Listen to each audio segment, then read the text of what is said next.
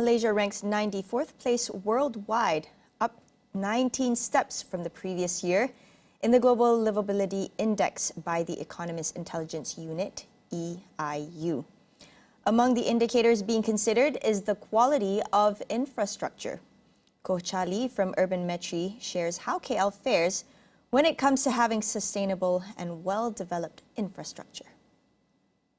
Some of the key infrastructure issues that we have not been sufficiently addressed in the last few years, including our response to climate change, our push towards public transportation have gone up a little bit. So I won't rob us of any upward movement in improvements. So if you look at some of the public transport ridership, it has gone up in the last few years, but stagnated in 2022 and 2023. So if you look at some of the data, 2022, 2023, ridership actually stabilized, rebounded after COVID, but not to the level that's expected, right? So things like public transport, infrastructure, climate change, flooding, flash floods, we are seeing a lot more of that as a function of climate change, but also not sufficient infrastructure improvements in order to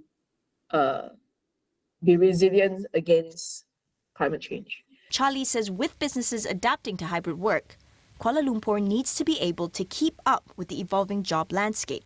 We have a lot of the GLCs in the government and big corporates or the old school corporates who are saying, come back to office. Then you have this new wave of MNCs and smaller companies like mine whose my team will say, I'll quit if you make me come every day at 8:45, right? So this is a bit of like a clash of different waters that's happening. And so the real estate market is stabilizing around that. We will see a lot of turbulence here. This turbulence not only affects real estate prices, it will affect the businesses that functions as a feed-off of office workers. So think of all the lunch places, your supermarket, your foot traffic, all those things that feed off of your commercial spaces will now see a sudden drop in traffic. So we are seeing the drop in traffic for the last few years, and a lot of businesses, as a result, are dying, who feeds off workers, office workers. The city needs to respond to this.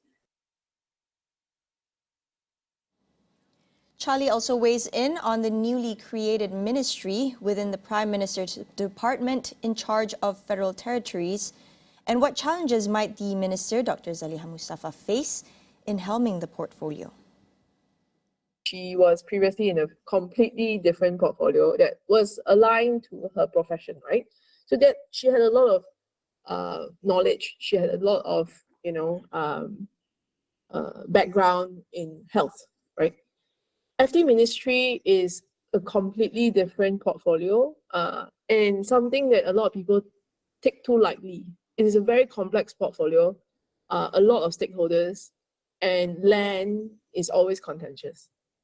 I think she will be dealing with very, very different crowd as before. Before you're dealing with medical professionals, pharmaceutical is a highly regulated portfolio.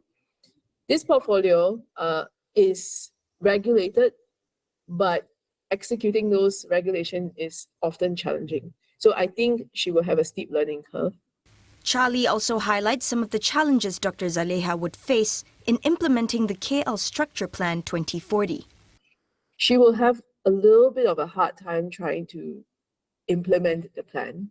There will be lobbyists who's going to come in and push back because some of the terms that are in the KL Structure Plan will make it a little bit more difficult for property developers, smaller property developers, to exist.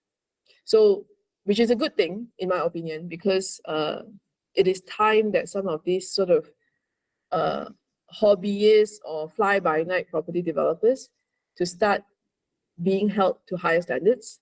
And those of us who are committed to not abandon projects, to build quality buildings, to build for resilience of the cities, to be rewarded with higher barrier of entry. I think the more responsible developers will not have an issue because they are already adhering to these standards, right?